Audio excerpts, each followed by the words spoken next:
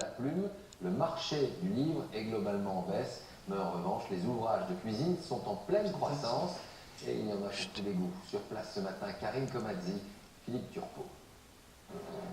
Il s'impose désormais sur les tables de libraires comme un ouvrage à part entière, le livre de cuisine.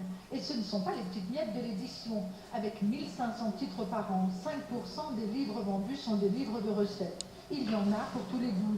De Babette la cuisinière au grand chef, le commissaire du salon de livres ne s'y est pas trompé en conviant ses nouveaux auteurs.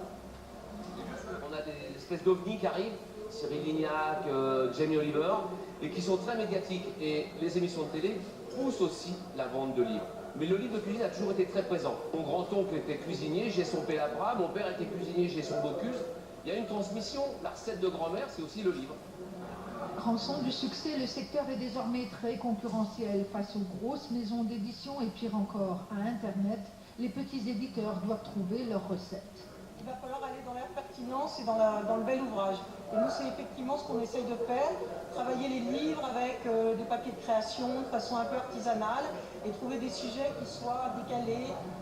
Dernier né de la maison, les desserts pas très catholiques, où les recettes, comme les pegmon, s'égrènent à travers une histoire illustrée par une photo. Ma recette sont les salles Vénus. Pour l'auteur, pas de doute, c'est un vrai travail d'écrivain.